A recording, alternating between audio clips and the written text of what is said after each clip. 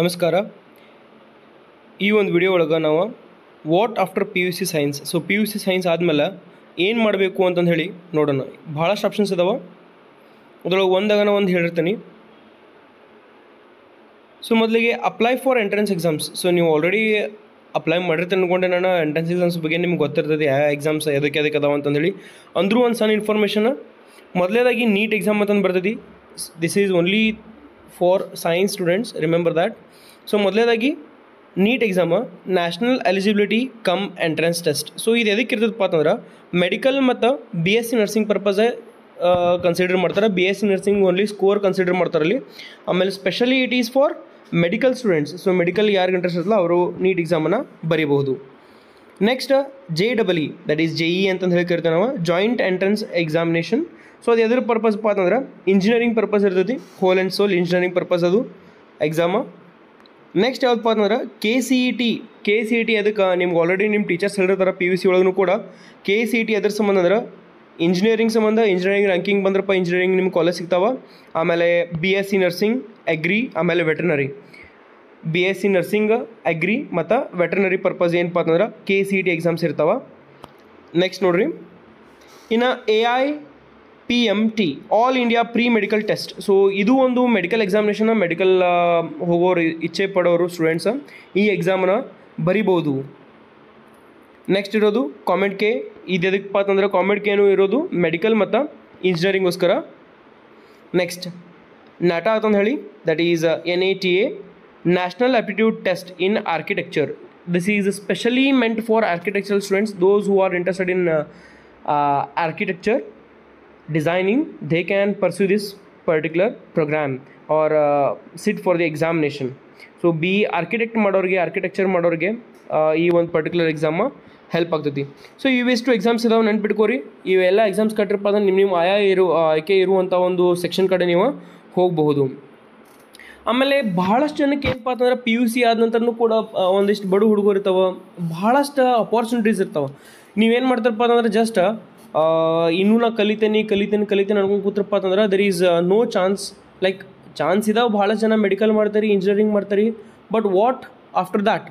Medical ಮಾಡ್ರಂತೂ okay, ನೀವು ಒಂದೆಲ್ಲೋ ಯಾವುದೋ ಒಂದು ಮೆಡಿಕಲ್ ಇದನ್ನ ತೆಗಿತಾರೆ, ಹಾಸ್ಪಿಟಲ್ ತೆಗಿತಾರೆ, ವಿಲ್ ವರ್ಕ್.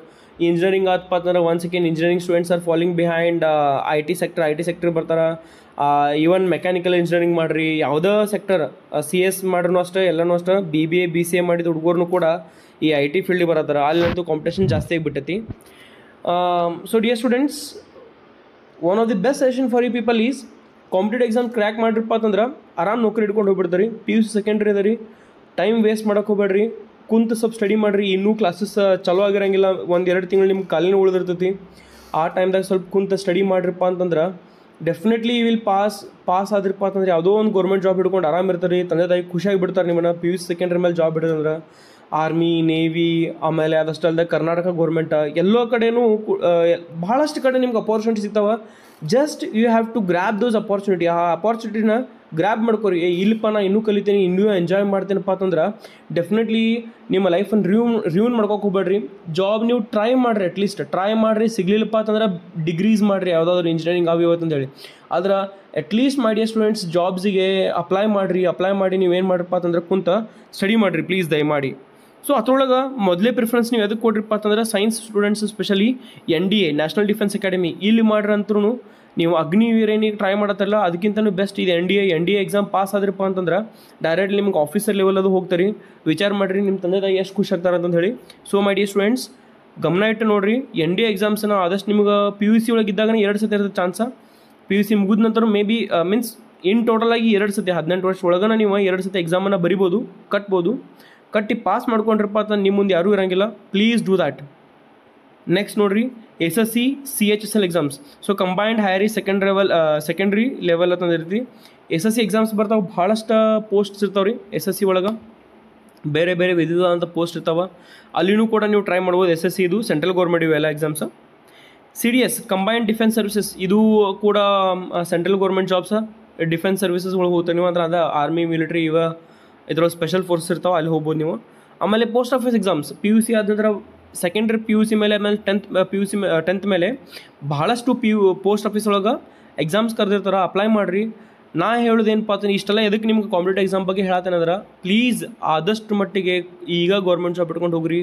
ದಿನದಿಂದ ದಿನಕ್ಕೆ ಏನಪ್ಪ ಅಂತಂದ್ರೆ ಕಾಂಪಿಟೇಷನ್ ಹೆಚ್ಚಾಗೈತೆ ಹೊರತಾಗ ಕಮ್ಮಿ ಅಲ್ಲ. ನೋಡಿರಿ ಜಸ್ಟ್ ನಿಮ್ಮ ಕಾಲೇಜ್ ಒಳಗೆ ಮಿನಿಮಮ್ ಇಲ್ಲಾಂದ್ರೆ ಒಂದು 100 ಹುಡುಗರು ಹಿಡ್ರಿ ನೀವು ಸೆಕೆಂಡ್ರಿ ಪಾಸ್ ಔಟ್ ಅಂಥವ್ರು ಎಷ್ಟು ಜನ ಇರ್ತಾರೆ ನೋಡಿರಿ, ವಿಚಾರ ಮಾಡಿರಿ. ಎಷ್ಟು PUC ಕಾಲೇಜ್ ಇದಾವೆ all over Karnataka, all over India ಎಷ್ಟು ಇದಾವೆ. ಅದ್ರೊಳಗೆ ನಿಮ್ಮದು ಕಾಂಪಿಟೇಷನ್ ನೋಡಿರಿ, ನೀವು ಎಲ್ಲಿರ್ತೀರ ಅನ್ನೋದು, ಯಾವ ಲೆವೆಲ್ಗೆ ಇರ್ತಾರೆ. ಜಸ್ಟ್ ನೀವು ಕರ್ನಾಟಕದ ಎಕ್ಸಾಂಪಲ್ ತೊಗೊಂಡ್ರೆ ಅಂದ್ರೆ ಮಿನಿಮಮ್ ಒಂದು ಇಲ್ಲಂದ್ರೂ ಒಂದು 5 ರಿಂದ 6 ಲಕ್ಷ ಹುಡುಗರು ಬರೋದು ಅನ್ಸುತ್ತೆ ನನಗೆ. ಜಸ್ಟ್ ನನ್ನ ಅಂದಾಜಲ್ಲಿ ಹೇಳತ್ತೀನಿ. ಬ್ಯಾಡ್ ಬಿಡ್ರಿ, ಇನ್ನೂ BA ಫಸ್ಟ್ ಇಯರ್ ತೋರಿ, ಸೆಕೆಂಡ್ ಇಯರ್ ತೋರಿ, ಥರ್ಡ್ ಇಯರ್ ತೋರಿ. 3 ವರ್ಷದಾಗ BA ಎಷ್ಟು ಮಂದಿ ಮುಗಿಸ್ಯಾರ, BA ಮುಗಿಸ್ ಖಾಲಿ ಕುಂತಾರ ಅವರು ಕೂಡ PUC ಎಕ್ಸಾಮ್ PUC ಮುಗಿದ್ಮೇಲೆ ಏನು ಅಪ್ಲೈ ಮಾಡಿರ್ತಾರಲ್ರಿ, ಲೈಕ್ PUC ಮುಗಿದ ಕೂಡಲೇ ಏನು ಎಕ್ಸಾಮ್ಸ್ ಕರೆದಿರ್ತಾರಲ್ಲ, ಲೈಕ್ PUC ಮಿನಿಮಮ್ ರಿಕ್ವೈರ್ಮೆಂಟ್ ಇದ್ದು ಅಂತ ಕಾಂಪಿಟೇಟಿವ್ ಎಕ್ಸಾಮ್ಸ್ ಇರ್ತಾವಲ್ಲ, ಅದಕ್ಕೆ ಭಾಳ ಜನ ಅಪ್ಲೈ ಮಾಡ್ತಾರೆ. ಜಸ್ಟ್ ಈಗ ಮನೆ ತಾನೇ ವಿಲೇಜ್ ಅಕೌಂಟೆಂಟ್ ಕರೆದ್ರೆ ವಿಲೇಜ್ ಅಕೌಂಟೆಂಟ್ಗೆ ಇಲ್ಲಂದ್ರೂ ಬರೀ ಒಂದು 15-20 ದಿವಸ ಒಳಗೆ ಒಂದು 20 ಲಕ್ಷ ಅಪ್ಲಿಕೇಶನ್ಸ್ ಬಿದ್ದವ್ರ. ಸೊ ಇಷ್ಟು ಕಾಂಪಿಟೇಷನ್ ಇವ್ರಾಗ ಮಾಡಿ students what you to do is study ಮಾಡಿರಿ. ಆದಷ್ಟು ಮಟ್ಟಿಗೆ ನೀವು ಇನ್ನೂ ಫ್ರೆಶ್ ಇರ್ತೀರಿ. ಈಗ ಡಿಗ್ರಿ ಮುಗಿಸ್ಕೊಂಡವ್ರಿಗೆ ಅಷ್ಟು ಟಚ್ ಒಳಗೆ ಇರೋಂಗಿಲ್ಲ ನಿಮ್ಮ ಸೈನ್ಸ್ ಸಬ್ಜೆಕ್ಟ್ಸ್ ಆಗಿರ್ಬೋದು. ಅದಕ್ಕೆ ಆದಷ್ಟು ಮಟ್ಟಿಗೆ ನೀವೇನು ಮಾಡಿರಪ್ಪ ಅಂತಂದ್ರೆ ಸ್ಟಡಿ ಮಾಡ್ಕೊಂಡು ಗೌರ್ಮೆಂಟ್ ಜಾಬ್ ಇಟ್ಕೊಂಡು ಹೋಗ್ರಿ, ನಿಮ್ಮ ತಂದೆ ತಾಯಿ ಹೆಸರು ಮಾಡಿರಿ ಸಾಕು. ನೆಕ್ಸ್ಟ್ ನೋಡಿರಿ, Karnataka government exams like village accountant, SDA, forest. So forest ಒಳಗೂ ಭಾಳಷ್ಟು ಕರ್ತಾರೆ, ಭಾಳಷ್ಟು ಎಕ್ಸಾಮ್ಸ್ ಕರೆದಿರ್ತಾರೆ. ಅಪ್ಲೈ ಮಾಡೋದು ಮಾಡಿರಿ, ಸ್ಟಡಿನೂ ಮಾಡಿರಿ, ಅಪ್ಲೈ ಮಾಡಿರಿ. ಆಗ್ತದೆ ಬಿಡ್ತದೆ ಸೆಕೆಂಡ್ರಿ, ನಿಮ್ಮ ಹಾರ್ಡ್ ಎಫರ್ಟ್ಸ್ ನಿಮ್ಮ ಜೊತೆಗೆ ಇರಲಿ. Yes, that's it my dear friends. ಇಷ್ಟು ಒಂದು ಏನಪ್ಪ ಅಂತಂದ್ರೆ ಕಾಂಪಿಟೇಟಿವ್ ಎಕ್ಸಾಮ್ಸ್ ಬಗ್ಗೆ. ಈ ವಿಡಿಯೋ ನಿಮ್ಗೆ ಇಲ್ಲಿವರೆಗೂ ಇಂಟ್ರೆಸ್ಟಿಂಗ್ ಇತ್ತಪ್ಪ, ನಾ ಹೇಳೋದೇನಾದರೂ ನಿಮ್ಗೆ ಉಪಯೋಗ ಇತ್ತಂದ್ರೆ please do subscribe the channel. Subscribe ಮಾಡಿರಿ, ಕೇಳಂಗೆ ಬಿಡೋಕೆ ಹೋಗ್ಬೇಡ್ರಿ. ಮೋಟಿವೇಶ್ನಲ್ ವೀಡಿಯೋಸ್ನು ಅಪ್ಲೋಡ್ ಮಾಡ್ತೀನಿ, grammar videos, English videos upload ಮಾಡ್ತಿರ್ತೀನಿ. You can just watch them. Yes, ಇನ್ನು ಸೈನ್ಸ್ ಆದಮೇಲೆ ಡಿಗ್ರಿ ಕೋರ್ಸಸ್ ಯಾವ್ಯಾವನ್ನು ತೊಗೋಬೋದು. ಮೊದಲೇದಾಗಿ yes as usual BSc nursing common degree, ಅದು BSc ನರ್ಸಿಂಗ್ ಮಾಡ್ಬೋದು ನೀವು. BSc ಪ್ಲಸ್ ಕಾಮನ್ ಡಿಗ್ರಿ ಐತಲ್ಲ, BSc ಡಿಗ್ರಿ ಏನು ಮಾಡ್ತಾರೆ ಅದಷ್ಟೇ. PCMC ನೀವೇನು ಮಾಡ್ತಾರಲ್ಲ ಅವು ಚಾಯ್ಸಸ್ ತೊಗೋದ್ರೆ ಅವು. ಆಮೇಲೆ ನೆಕ್ಸ್ಟ್ ಇನ್ನೊಂದು ಆಪ್ಷನ್ ಏನಪ್ಪ ಅಂತಂದ್ರೆ B ಫಾರ್ಮಸಿ ಮತ್ತು D ಫಾರ್ಮಸಿ ಬರ್ತಾವೆ. ಇವು ಲೈಕ್ ಡಿಪ್ಲೊಮಾ ಇದ್ದಂಗೆ, ಡಿಪ್ಲೊಮಾ ಇನ್ ಫಾರ್ಮಸಿ ಆಮೇಲೆ ಬ್ಯಾಚುಲರ್ ಇನ್ ಫಾರ್ಮಸಿ ಅಂತ ಬರ್ತಾವೆ. ನೆಕ್ಸ್ಟ್ BCA BBA ಕೂಡ ಮಾಡ್ಬೋದು ನೀವು. ಸೈನ್ಸ್ ಮಾಡಿ BCA BBA ಮಾಡಬಹುದು. There are options. ಸೈನ್ಸ್ ಮಾಡಿದ್ರಂತೂ ಭಾಳಷ್ಟು ಆಪ್ಷನ್ಸ್ ಇರ್ತಾವೆ. BCA ಮತ್ತು BBA ನೀವು ನೋಡ್ಬೋದು. BCA ಅಂದರೆ bachelor of computer applications, BBA ಅಂದ್ರೆ business administration, bachelor of business administration ಅಂತಂದೇಳಿ ನೀವು ಇವು 2 ಚಾಯ್ಸ್ ನೋಡ್ಕೋಬೋದು. ನನ್ನ ಸೆಷನ್ ಪ್ರಕಾರ ಇವೆರಡು BCA BBAಕ್ಕಿಂತಲೂ ನೀವು ಇಂಜಿನಿಯರಿಂಗ್ ಮಾಡ್ರೆ ಕಂಪ್ಯೂಟರ್ ಅಪ್ಲಿಕೇಶನ್ ಒಳಗೆ ಮಾಡ್ರೆ ಬೆಟರ. ಆಮೇಲೆ ನರ್ಸಿಂಗ್ ಕೋರ್ಸ್ ಅಂತೂ ಈಗ ಭಾಳ ಜನ ಮಾಡತ್ತಾರೆ. ನೀವು ನರ್ಸಿಂಗ್ ಅಂತೂ ಹೂಯತ್ ಅಂತ ಹೇಳಿ ಅಡ್ಮಿಷನ್ ಮಾಡಿದಾರೆ ಎಲ್ಲರೂ. ಅದನ್ನು ಬಿಟ್ಟು common degree BSc that's also good. ಮತ್ತು ಮುಂದೆ ನೀವು ಯಾವುದೇ ಅಡ್ಮಿಷನ್ ಮಾಡಿರಿ, ಇಲ್ಲಿ BBA ಮಾಡಿರಿ, BCA ಮಾಡಿರಿ, B ಫಾರ್ಮಸಿ, D ಫಾರ್ಮಸಿ, ಯಾವ್ದು ಬೇಕಾದ whatever professional course you may choose. But my dear students, my recommendation for you all is get a government job as soon as possible. ಇನ್ನೂ ನೀವು degree ಮಾಡಕತ್ತಿದ್ರೂ ಕೂಡ ಏನು ಮಾಡ್ಬೇಕು, ನೀವು ಗೌರ್ಮೆಂಟ್ ಜಾಬ್ಗೆ ಸ್ಟಡಿ ಮಾಡ್ಕೊತಿರ್ಬೇಕು. ಡಿಗ್ರಿ ಒಂದು ಕಡೆ ಉಳಿಲದು. ನೀವು ಎಷ್ಟಾದ್ರೂ ಲಾಸ್ಟ್ ಎಕ್ಸಾಮ್ ಬಂದಾಗ ಸ್ಟಡಿ ಮಾಡಿರ್ತೀರಿ. ಡಿಗ್ರಿ ಅಡ್ಮಿಷನ್ ಮಾಡಿರಿ, ಮಾಡಿದ ನಂತರ ಇಲ್ಲಿ ಕಾಂಪಿಟೇಟಿವ್ ಎಕ್ಸಾಮ್ ಓದಕ್ಕೆ ಚಾಲೂ ಮಾಡಿರಿ. ಕಾಲೇಜ್ ಬಿಟ್ಟು ಹೋಗಕ್ಕೆ ಹೋಗ್ಬೇಡ್ರಿ. ಕಾಲೇಜಾಗ ಇದ್ಕೊಂಡನ ಕಾಂಪಿಟೇಟಿವ್ ಎಕ್ಸಾಮ ಟ್ರೈ ಮಾಡ್ಕೊತೀರಿ. ಡಿಗ್ರಿ ಮುಗಿಗುತ್ತಿರ್ಗನ ಯಾವುದೋ ಒಂದು ಜಾಬ್ ಆತಪ್ಪ ಅಂತಂದ್ರೆ ನಿಮ್ಮಷ್ಟು ಬೆಸ್ಟ್ ಯಾರೂ ಇಲ್ಲ, ನಿಮ್ಮಷ್ಟು ಕರಿಯರ್ ಯಾರ್ದು ಬೆಸ್ಟ್ ಇರೋಂಗಿಲ್ಲ. So apply for government jobs. Okay, that is it. ಇನ್ನು BAನೂ ಕೂಡ ಮಾಡ್ಬೋದು ನೀವು. BSc ಸರ್ ಸೆಕೆಂಡ್ರಿ ಸೈನ್ಸ್ ಮಾಡಿ BA ಯಾಕೆ ಮಾಡಲಿ ಅಂತ ಕೇಳಕ್ಕೆ ಹೋಗ್ಬೇಡ್ರಿ. ಇಫ್ ಇಂಟ್ರೆಸ್ಟೆಡ್ ಇನ್ ಲಿಟ್ರೇಚರ್, ಯಾವ್ದಾರು ಒಂದು ಸಾಹಿತ್ಯದೊಳಗೆ ಇಂಟ್ರೆಸ್ಟ್ ಇತ್ತಪ್ಪ ಅಂತಂದ್ರೆ BAನೂ ಮಾಡ್ಬೋದು ನೀವು. ಆಮೇಲೆ ಸರ್ BAನೇ ಯಾಕೆ ಚೂಸ್ ಮಾಡಿರಿ, IAS IPS ಮಾಡ್ಬೇಕಂದ್ರೆ ಸ್ವಲ್ಪ BA ಹುಡುಗರಿಗೆ ಈಸಿ ಆಗ್ತೈತಿ. BA ನೋಡಿರಿ, ವಿಚಾರ ಮಾಡಿರಿ. ಆಮೇಲೆ BComನೂ ಮಾಡ್ಬೋದು. ನಿಮ್ಮ ತಂದೆ ತಾಯಿಗಳು ಯಾರಾದರೂ CAಗಳು ಇದ್ರಪ್ಪ ಅಂದ್ರೆ ಸರ್ ನಮಗಿಲ್ರಿ ಕಾಮರ್ಸ್ ಇಂಟ್ರೆಸ್ಟ್ ಐತಿ ಬಟ್ ಸೈನ್ಸ್ನ ಮಾಡಿದ್ದಿ, ಏನೋ ನಾವು ಕಾಮರ್ಸ್ ಮಾಡ್ಬೋದು ಅಂದ್ರೆ ಎಸ್ ಮಾಡಿರಿ, ಏನು ಪ್ರಾಬ್ಲಮ್ ಇಲ್ಲ, ಕಾಮರ್ಸ್ನೂ ಮಾಡ್ಬೋದು ನೀವು. ನೆಕ್ಸ್ಟ್ BSW ಅಂತೇಳಿ ಒಂದು ಆಪ್ಷನ್ ಐತಿ, ಬ್ಯಾಚುಲರ್ ಆಫ್ ಸೋಷಲ್ ವರ್ಕ್ ಅಂತೇಳಿ, ಅದನ್ನೂ ಮಾಡ್ಬೋದು ನೀವು. ಇನ್ನು ನರ್ಸಿಂಗ್ ಇಲ್ಲಿ ಮ್ಯಾಲೆ ಆಪ್ಷನ್ ಬರ್ತೀನಿ, ಮತ್ತೆ ಅದನ್ನ ರಿಪೀಟ್ ಆಗೈತಿ, ನರ್ಸಿಂಗ್ನೂ ಕೂಡ ಮಾಡ್ಬೋದು. ಫ್ಯಾಷನ್ ಟೆಕ್ನಾಲಜಿ ಈಗ ಒಂದು ಹೊಸವಾಗಿ ಬಂದಿರೋಂಥ ಕೋರ್ಸ್ ಇದು. ಹೊಸವಾಗಿ ಅಂದರೆ ಆಲ್ಮೋಸ್ಟ್ ಒಂದು 8-9 ಇಯರ್ಸ್ ಆಯ್ತಿದೆ. ಫ್ಯಾಷನಲ್ ಟೆಕ್ನಾಲಜಿ ಅಂತ ಹೇಳಿ, ಫ್ಯಾಷನ್ ಒಳಗೆ ಇಂಟ್ರೆಸ್ಟ್ ಇದ್ದವ್ರು ಫ್ಯಾಷನಲ್ ಟೆಕ್ನಾಲಜಿ ಮಾಡ್ತಾರೆ ಸೈನ್ಸ್ ಮುಗಿದ ನಂತರ. If you are interested in you can do it. But ನಾನು ರೆಕಮೆಂಡ್ ಬೇಡ, ಅಲ್ಲೇನು ಯೂಸ್ ಇಲ್ಲ. ಬೆಟರ್ ಗೋ ಫಾರ್ ಯಾವುದು ನಿಮ್ಮ BScನೇ ಮಾಡಿರಿ, B ಫಾರ್ಮಸಿ, ನರ್ಸಿಂಗ್ ಕೋರ್ಸಸ್, ಆಮೇಲೆ as usual engineering courses. Yes, engineering ಕೂಡ ಮಾಡಿದ್ರಿ. ಇಂಜಿನಿಯರಿಂಗು ಭಾಳಷ್ಟು ಆಪ್ಷನ್ಸ್ ಇದಾವೆ, ನೀವು ಹೇಳೀನಿ ಆಲ್ರೆಡಿ. ಇಂಜಿನಿಯರಿಂಗ್ ಮಾಡಿರಿ. ಆಮೇಲೆ ಡಿಪ್ಲೊಮಾ ಮಾಡ್ಬೋದು ನೀವು. ಯಾರಿಗೆ ಅಂದರೆ PUC ಸೆಕೆಂಡ್ರಿ ಮೇಲೆ 10th ಮೇಲೆ ಭಾಳ ಜನ ಏನು ಮಾಡಿರ್ತಾರಪ್ಪ, ಡಿಪ್ಲೊಮಾ ಮಾಡಿರ್ತಾರೆ. ಡಿಪ್ಲೊಮಾನ is also very good choice. Diploma ITI ಇವೆಲ್ಲ ಭಾಳ ಕಮ್ಮಿ ಆಗ್ತಾವೆ 10th ಮೇಲೂ ಅದಾವೆ. ಜಸ್ಟ್ ಒಂದು ಇನ್ಫಾರ್ಮೇಷನ್ ಇರ್ಲತ್ತ ಅಂತ ಹೇಳಿ ಇವ್ನ ಮೆನ್ಷನ್ ಮಾಡೀನಿ. ಎಸ್, ನನ್ನ ರೆಕಮೆಂಡೇಶನ್ ಏನಪ್ಪ ಅಂತಂದ್ರೆ ಭಾಳಷ್ಟು ಜನ ಇದಕ್ಕೆ ಕುಂಡಕ್ಕೆ ಹೋಗ್ಬೇಡ್ರಿ. ಬೆಟರ್ ಗೋ ಫಾರ್ ಕಾಂಪಿಟೇಟಿವ್ ಎಕ್ಸಾಮಿಗೆ ಪ್ರಿಪ್ರೇಷನ್ ಮಾಡಿರಿ.